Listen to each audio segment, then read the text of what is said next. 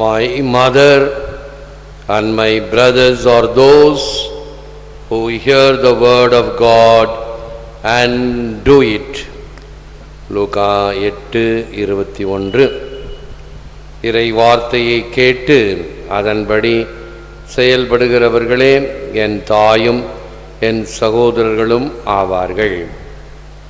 இது கிறிஸ்து வழங்கும் வாழ்வு தரும் நற்செய்தி. கிறிஸ்துவே உமக்கு புகழ். கிறிஸ்துவில் அன்பார்ந்த சகோதரர்களே, அன்பார்ந்த பிள்ளைகளே, அன்பார்ந்த தொலைக்காட்சி விசுவாசிகளே, இன்று கொரியா நாட்டு வேத சாட்சிகளை நினைவு கூறுகிறோம். கிம் அவருடைய தோழர்களுமாக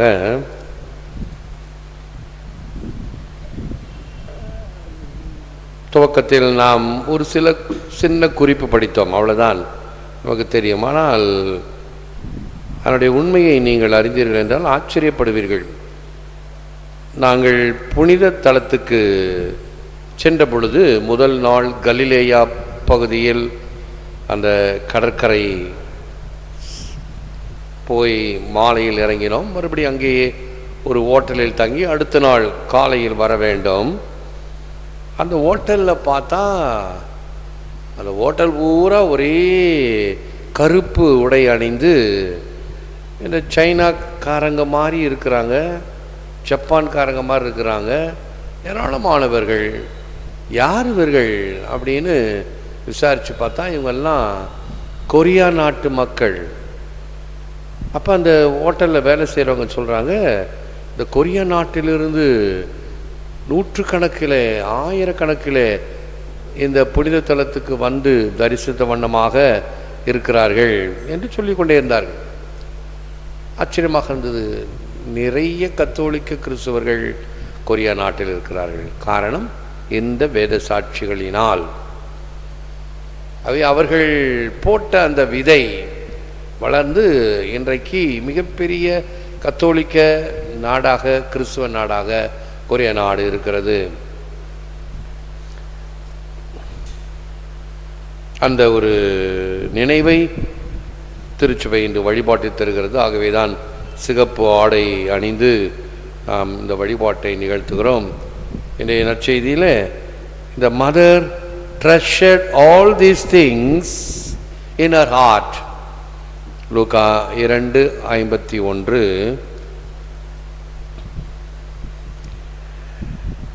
தாய் இந்நிகழ்ச்சிகளை எல்லாம் தமது உள்ளத்தில் பதித்து வைத்திருந்தார். தேவத்தாய் பற்றி சொல்லும் பொழுது உதரத்தில் இறைமகனை சுமப்பதற்கு முன்னால் நெஞ்சத்திலே இறைமகனின் வார்த்தையை சுமந்தவர். சொல்லுதல் யாருக்கும் எளிய, அறியவாம் சொல்லிய வண்ணம் செயல். வார்த்தைகளை பேசுவது என்பது சுலபம், வார்த்தைகளை கடைபிடிப்பது என்பது கடினம். In Christ there is no east or west, in him no north or south, but one great fellowship of love throughout the whole wide earth. John Oxenham. இயேசுவிடம் கிழக்கு, மேற்கு, வடக்கு, தெற்கு என்பது இல்லை. உலகம் முழுமைக்கும் ஒரே அன்பின் ஐக்கிய பிணைப்பே உள்ளது.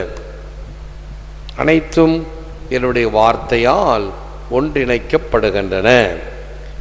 We must continually meditate the word of God. Saint Thomas Aquinas. நாம் இறை வார்த்தையை தொடர்ந்து தியானித்தல் வேண்டும். இறை வார்த்தை நம்முள் இருக்கக்கூடிய ஒரு உணர்வாக, உடன் வாழும் ஒளிவிளக்காக இருத்தல் வேண்டும். ஆகவே ஆண்டவருடைய வார்த்தை பற்றி நாம் பல வகைகளிலே தியானிக்கின்றோம். என்னுடைய அருள்வாக்கு, உள்ளத்தின் செல்வாக்கு, இல்லத்தின் செல்வாக்கு என்றெல்லாம் அதை பெருமைப்படுத்துகிறோம். அதை வாழ்வாக்குகிறோமா? இயேசுவின் சீடராக இருக்கின்றோம் என்றால் அதை வாழ்ந்து காட்ட வேண்டும். அப்பொழுதுதான் அந்த வார்த்தை பயன் தரக்கூடிய வார்த்தையாக அமையும். அதை உணர்ந்து ஆண்டவருடைய வார்த்தையை கொஞ்சம் கொஞ்சமாக இன்னும் ஆழப்படுத்தி கொள்ள வேண்டும். வெறும் மேம்போக்காக அல்ல.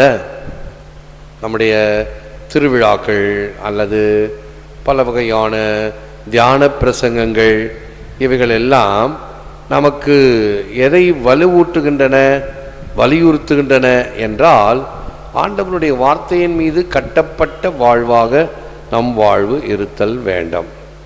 எனவே முழந்தாள் இருப்போம், செபிப்போம். Heavenly Father, you are the source of all true fellowship, friendship and love. In all my relationships, may your love be my constant guide for choosing what is good and for rejecting what is contrary to your will. விண்ணக தந்தையே, நீரே உண்மையான அன்பின் ஊற்று. என் எல்லா உறவுகளிலும் உம் அன்பே எனக்கு சிறந்த வழிகாட்டியாக இருந்து நல்லவற்றை தேர்ந்து கொள்ளவும் உம் சித்தத்திற்கு மாறானவற்றை ஒதுக்கிவிடவும் எனக்கு வரமருளும். எல்லாம் வல்லவரே, நல்லவரே, உம்மை போற்றுகிறோம், புகழ்கிறோம், நன்றி கூறுகின்றோம், ஆராதிக்கின்றோம். தேவரீதாமே இந்த நற்கருணையிலே எமக்காக விற்றிருக்கின்றீர். உமக்கே நன்றி, துதி, தோத்திரம், புகழ், மகிமை உண்டாவதாக. உம்முடைய வார்த்தை எமக்கு வாழ்வு தருகின்ற வார்த்தை, வழிகாட்டுகின்ற வார்த்தை. அதை உள்ளத்தின் ஆழத்தில் பதித்து கொண்டு தேவதாயை போன்று என்றும் அந்த வார்த்தையின் அடிப்படையிலே வாழவும், அதனை சிந்தித்து இன்னும் எங்கள் வாழ்க்கை ஒளிபெறவும் வேண்டுகின்ற வகையில் எம்முடைய சிந்தையை, செயல்பாட்டை ஆசீர்வதித்திரளும். இந்த நற்செய்தி அறிவிப்பு, இந்த வழிபாடுகள், ஆராதனை, திருப்பலி இவைகளை இங்கே ஆலயத்தில் இருப்பவர்கள் மட்டுமல்ல, தொலைக்காட்சி ஊடகங்கள் இன்னும் சிறிய அலைபேசி வழியாக உலகம் முழுவதும் இருக்கின்றவர்கள் இன்னும் அதிகமாக பயன்படுத்தி உம்மை பெற்றுக்கொள்வார்களாக, உமக்கேற்ற மக்களாக வாழ்வார்களாக. அவருடைய வாழ்க்கையை நீர் ஆசீர்வதியும். அவர்களோடு சேர்ந்து அவர்களுடைய சுற்றுப்புற சூழ்நிலைகளையும் ஆசீர்வதியும். இதனால் அவர்கள் உமது அருளை நிறைவாக பெறுவார்களாக. பெற்ற அந்த பெருவாழ்வை பிறருடன் பகிர்வார்களாக. உள்நாடு, வெளிநாடு, அருகில் வெகு தொலைவில் என்று இருக்கின்ற எல்லா நேயர்களையும் ஆசீர்வதியும், அரவணையும், பாதுகாத்தலும். கண்ணின் கரிமோனும் அவர்களை பாதுகாத்தலும். உள்ளங்கையில் அவர்களை தாங்கியருளும்.